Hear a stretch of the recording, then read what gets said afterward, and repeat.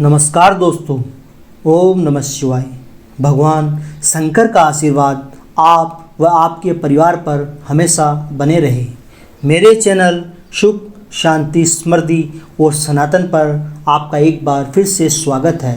तो दोस्तों, पिछले 3 वीडियो में हमने विचार शक्ति और हमारे जीवन में हमारे द्वारा सोचे गए विचारों के बारे में बात की थी। मुझे विश्वास है आपने उन तीनों वीडियो को देखा होगा।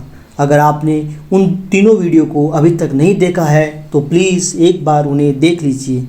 अगर वीडियो अच्छा लगा हो तो अपने अपने दोस्तों व रिश्तेदारों के बीच इसको शेयर ज़रूर कर दें। तो चलिए दोस्तों, अब बात करते हैं विचार शक्ति के बारे में।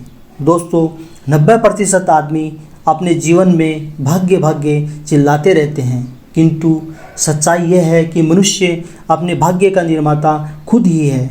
आप मानो या ना मानो, लेकिन ये एक सच्चाई है जो कभी भी नहीं बदल सकती।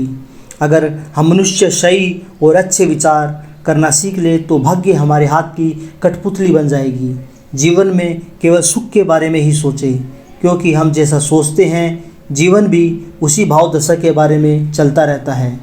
पूरे दिन भर हम जिस वस्तु के बारे में विचार करते रहते हैं दोस्तों, वही वस्तु हमारी तरफ आकर्षित होनी शुरू हो जाएगी।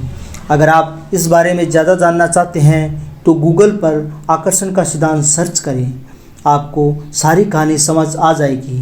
मन में उठने वाले हमारे विचार भविष्य के बीज के समान हैं।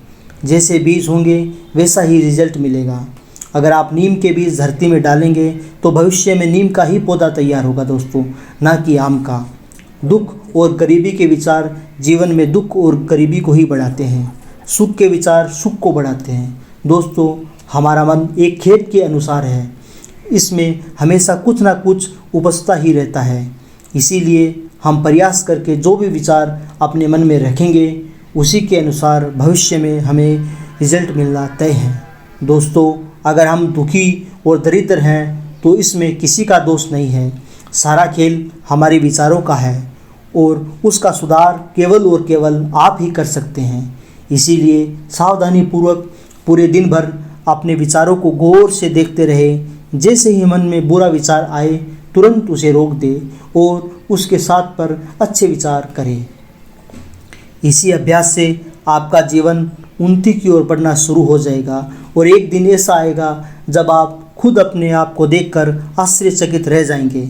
अक्सर लोग कहते हैं ईश्वर अपने भक्तों को गरीब बनाता है। यह बात बिल्कुल भी सही नहीं है दोस्तों। ईश्वर किसी को भी दरिद्र या धनवान नहीं बनाता है, किसी को भी बुद्धिमान या मूर्ख भी नहीं बनाता है। ईश्वर तो परम दयालु है और हमारी सब इच्छा को पूर्ण करने वाला है। जो जैसा विचार करता है, जैसी इच्छा रखता है, उसी के अनुसार उसे फल मिलता रहता है। जो जैसा विचार करता है वैसा ही बन जाता है। जैसे 2 और 2 मिलकर 4 बनते हैं, ये बात सार्वभौमिक सत्य है दोस्तों। इसे कोई नहीं कह सकता कि ये झूठ है।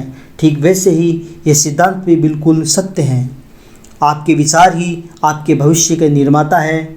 इसे जीवन में करके देखें और अनुभव करें। इस बारे में थोड़ा विचार करने पर आपको पता लग जाएगा कि पूर्ण परमात्मा अपूर्ण संसार की रचना कैसे करेगा।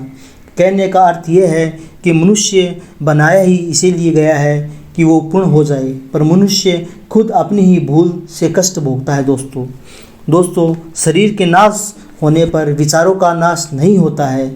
इसीलिए मनुष्य के मरने के बाद भी उसके अच्छे और बुरे विचार उसके दूसरे जन्म में सुख या दुख प्रदान करते हैं। जो विचार बार बार मन में दृढ़ता से दोहराया गया हो और उसे कार्य की पूर्ति के लिए समय ना मिला हो, तो जब भी उसे समय मिलेगा वह विचार एक बार फिर से उत्पन्न होकर अपनी इच्छानुसार काम पर लग जाएगा और आपको रिजल्ट देना शुरू कर देगा। ओशो ने अपने एक प्रवचन में कहा था दोस्तों, आपके द्वारा किए विचारों को एक ना एक दिन अवश्य पूरा होना है। इसे कोई नहीं रोक सकता। हाँ, कभी कभी उसमें समय लग सकता है दोस्तों, लेकिन पूरा तो उसे होना ही होगा। दोस्तों, अब मैं आपको विचारों को विकसित करने का तरीका बताऊंगा। जैसे कुएं पर रस्सी के रगड़ से चिन्ह बन जाते हैं, ठीक वैसे ही एक ही विचार को बार बार दृढ़तापूर्वक करने से वो जीवंत हो उठते हैं। एक ही विचार को बार बार करने से मस्तिष्क में परमाणु बनने लग जाते हैं और हमारे ज्ञान तंतुओं को उस विचार के अनुकूल चलने की आदत लग जाती है।